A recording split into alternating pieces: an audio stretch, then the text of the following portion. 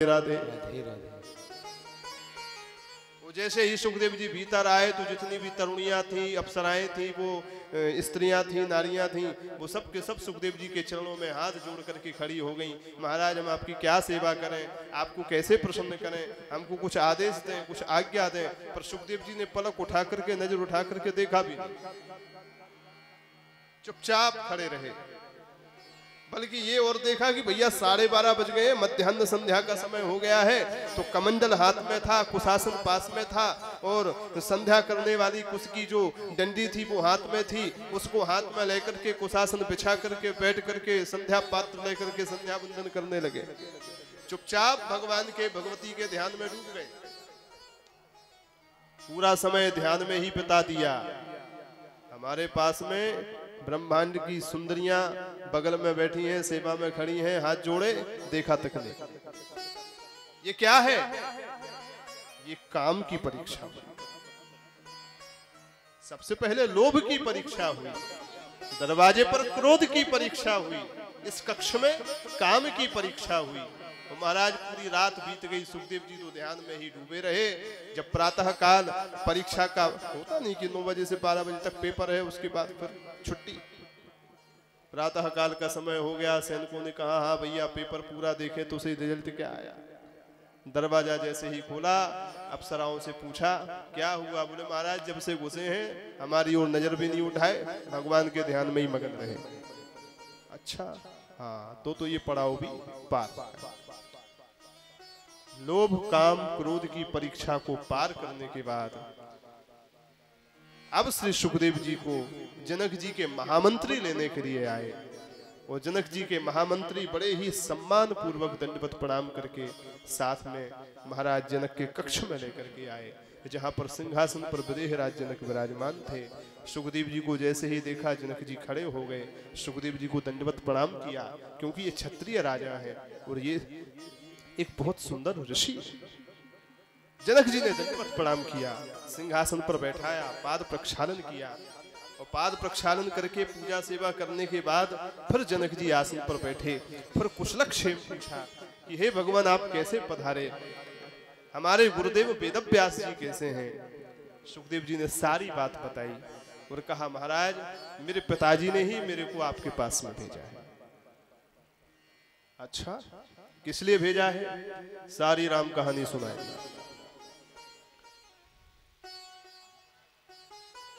हे राजन, मेरे पिता चाहते हैं कि मैं गृहस्थ हो जाऊं और मेरा मन गृहस्थ होने का नहीं है। मैं चाहता हूं कि मैं विरक्त होकर के परमात्मा का भजन करूं। मैं आत्म कल्याण करना चाहता हूं, मेरे मन में मोक्ष की इच्छा है। आप कोई उपाय बताएं। मैं कौन सा जप करूं, मैं कौन सा तप करूं, मैं कौन सा व्रत करूं, मैं कौन सा यज्ञ अनुष्ठान करूं, मैं क्या करूं जिससे मेरे मनोरथ की पूर्ति हो जाए। मैं क्या करूं? जनक जी ने मुस्कुरा करके कहा हे मुने,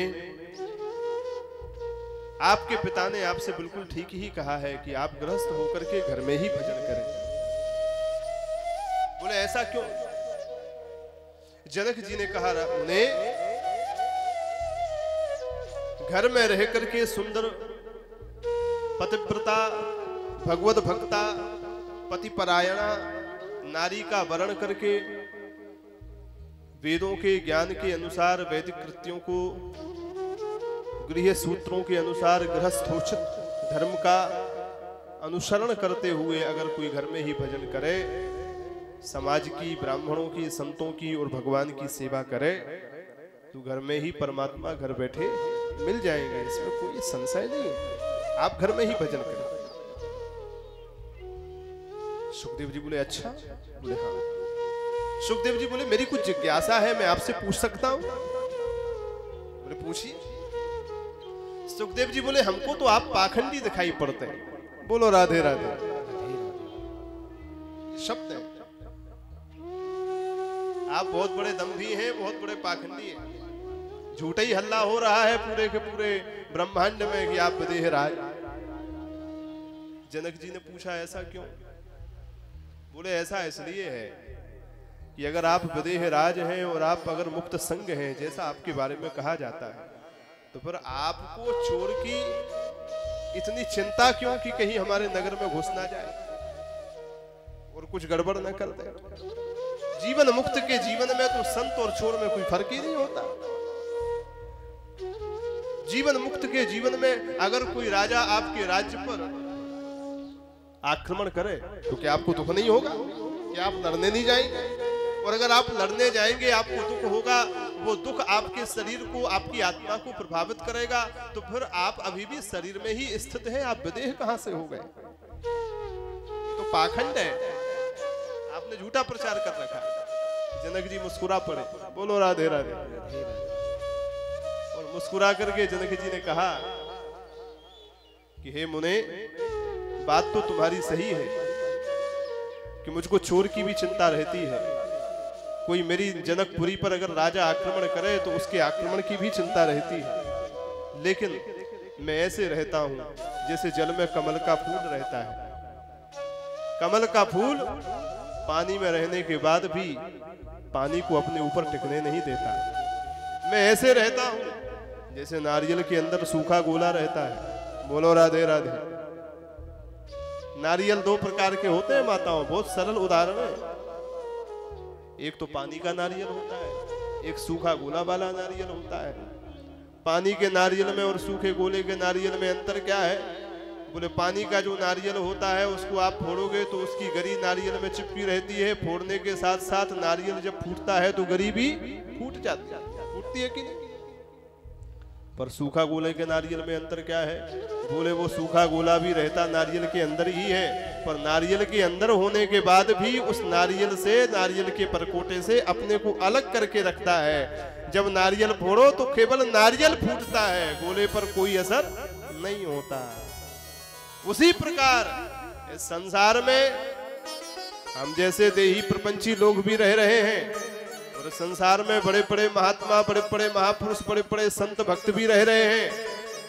जैसे हम हैं वैसे ही वो हैं, जो हम खाते हैं वही वो भी खाते हैं, जो हमारे क्रियाकलाप हैं वही उनके भी क्रियाकलाप हैं। पर अंतर क्या है? बोले हम पानी वाले नारियल की तरह रहते हैं, इसलिए फसल कम आई तो हमको टेंशन हो गया कि इस बार फसल कम आई। कोई भी हमको चार गाली दे गया तो हम प्रभावित हो गए, उसने हमारा अपमान कर दिया। कोई हमारी चार प्रशंसा कर गया तो हम बड़े भूल गए कि उसने हमारा इतना बड़ा सम्मान कर दिया। हम संसार में रहते हुए भी देह के इन द्वंद्वों में ही फंसे हैं। पर महात्मा, महापुरुष सूखे गोले के नारियल की तरह होते हैं। कोई प्रशंसा करता है तो अंदर से खुश नहीं होते, कोई गाली देता है तो अंदर से दुखी नहीं होते, नुकसान होता है तो टेंशन नहीं लेते, लाभ होता है तो ज्यादा नाचते नहीं, एक रस रहते हैं। ये सूखे गोले के नारियल की अवस्था है। तो जनक जी ने कहा यही हम में और तुम में अंतर है।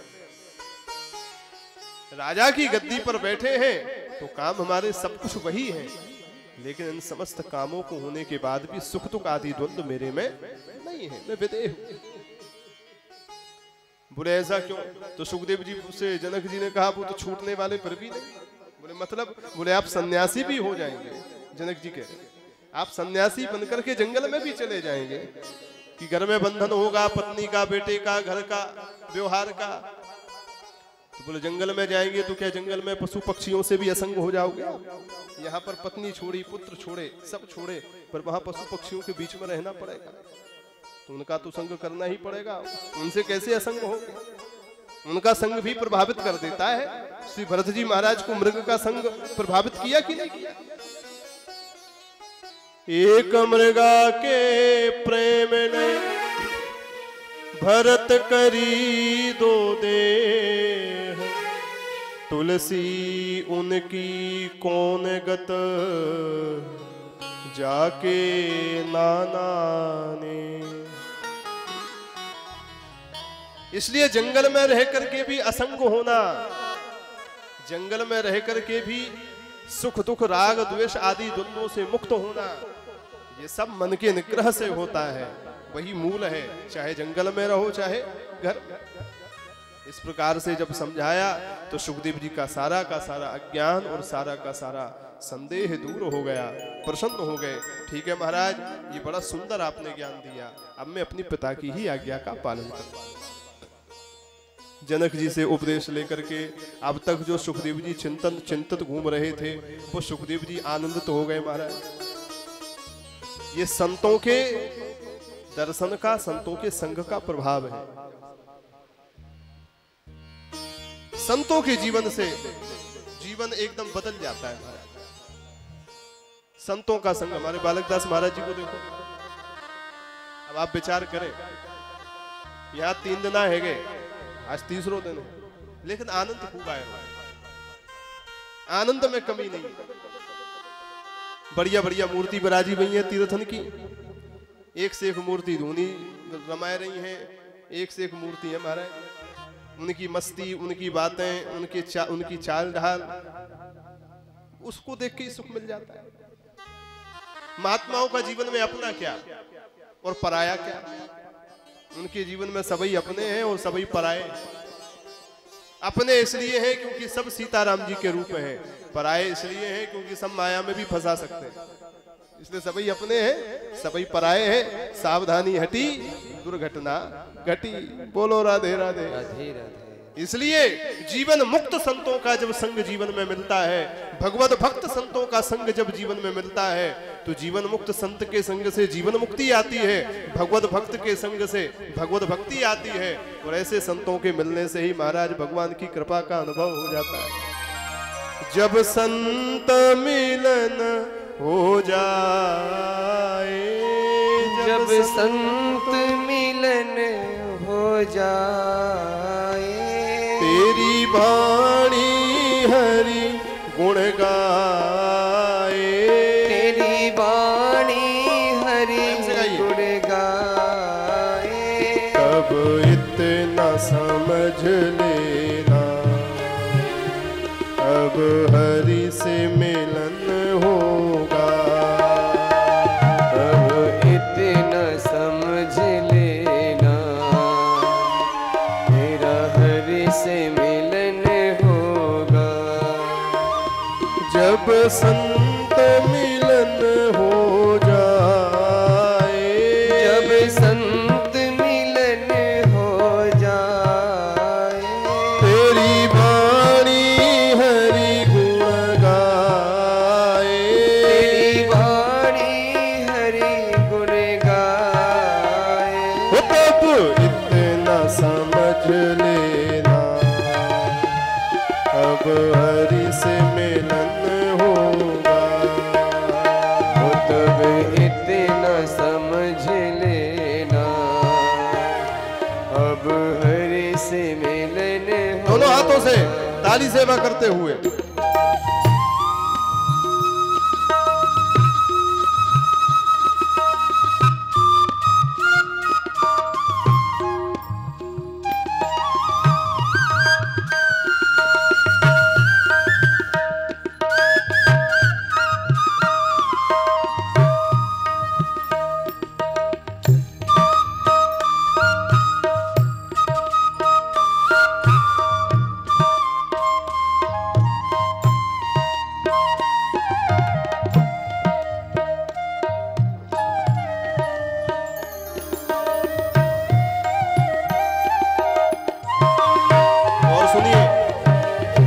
वही कहा, जीवन मुक्त संतों के द्वारा क्या होता है, जीवन मुक्ति आ जाती है।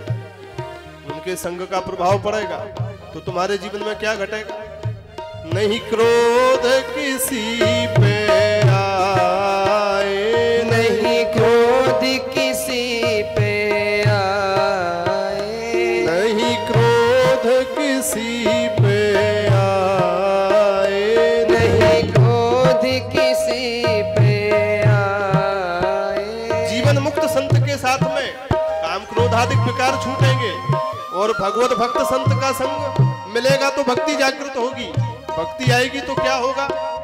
सब में तो नजर हरि आए, सब में तो नजर हरि आए, सब में तो नजर हरि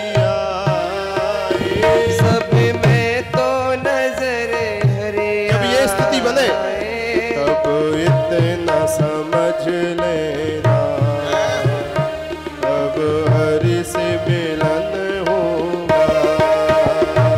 अब इतना समझ लेना, अब हरि से मिलन होगा।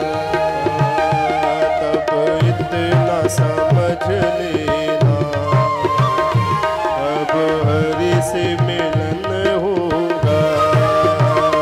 तब इतना समझ लेना, तब हरि से दोनों हाथ मिलन उठा के होगा। ताली से बात करें।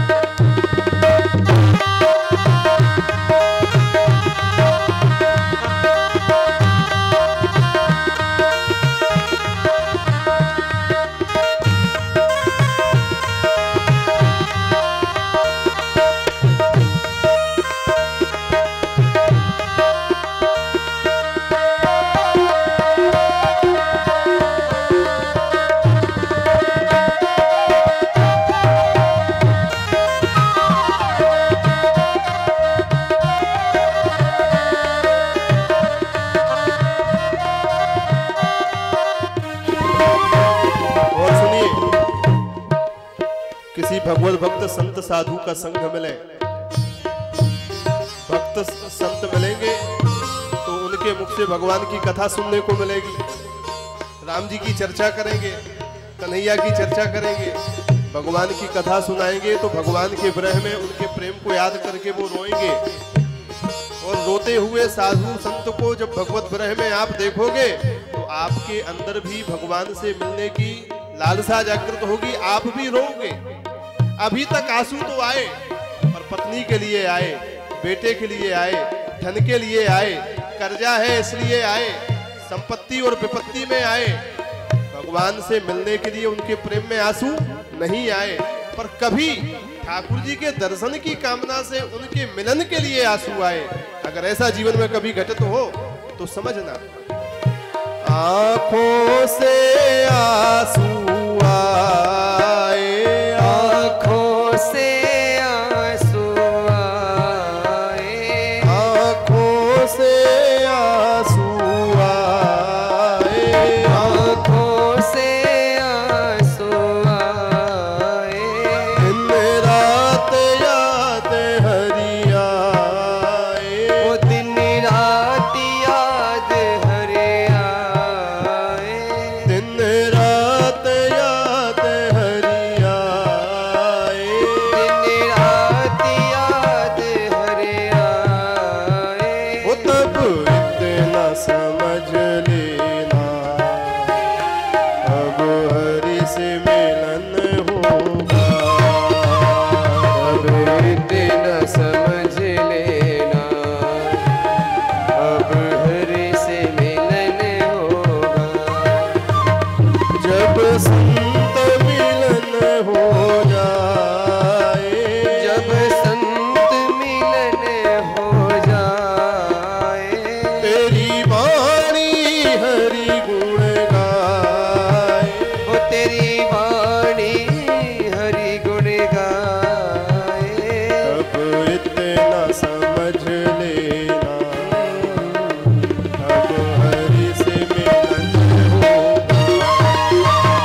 अब इतना समझ लेना, अब हरि से मिलन दोनों हाथों से ताली से बात।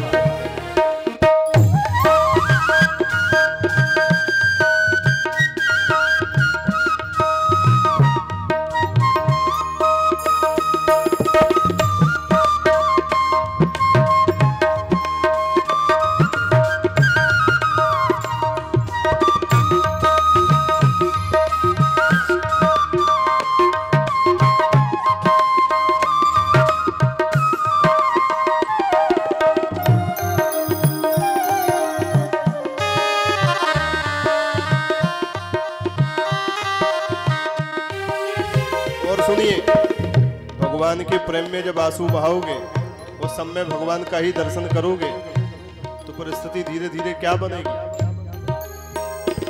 अच्छा, कई लोग ऐसे होते हैं जो भगवान के मंदिर में भी जिनको आनंद आता है, वो शादी पार्टी में भी जिनको आनंद आता है, कल हम कमरे में सो रहे थे, हम और स्वामी जी, महाराज काऊ की बारात आई हो और एक से एक फिल्मी गाना चल रहे थे, लय धूम धड़ाका, आधा घंटा तक शांति ही नहीं भाई, और बड़े लोग नच रहे थे।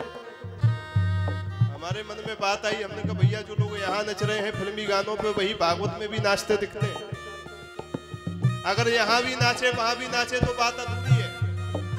अगर यहाँ नाच रहे हो तो दूसरे जगह दूसरे दरवाजे पर नाचने की आवश्यकता नहीं है, नहीं तो नाच अधूरा है। भगवान के बने तो पूरे बनो। कोई दूजा न मन को भाए, कोई दूजा न मन को भाए, कोई दूजा न मन को भाए, कोई दूजा न मन को भाए, दर्शन को मन ललचाए, दर्शन को मन ललचाए, दिन रात याद हरि आए, दिन रात याद हरि आए, अब इतना समझ लेना, अब हरि से मिलन होगा,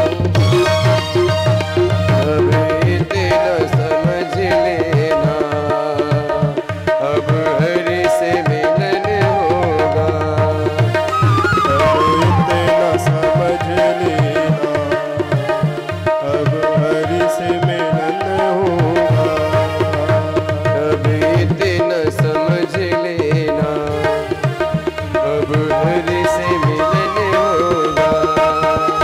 नहीं क्रोध किसी पे आए, नहीं क्रोध किसी पे आए, सब में तो नजर हरि आए, सब में तो नजर हरि आए, आँखों से आंसू आए, आँखों से आंसू आए, दिन रात याद हरि आए, दिन रात याद हरि आए, दर्शन को मन ललचाए, दर्शन को मन ललचाए, कोई दूजा न मन को भाए, कोई दूजा न मन को भाए, अब इतना समझ लेना, अब हरि से मिलन होगा, अब इतना समझ लेना,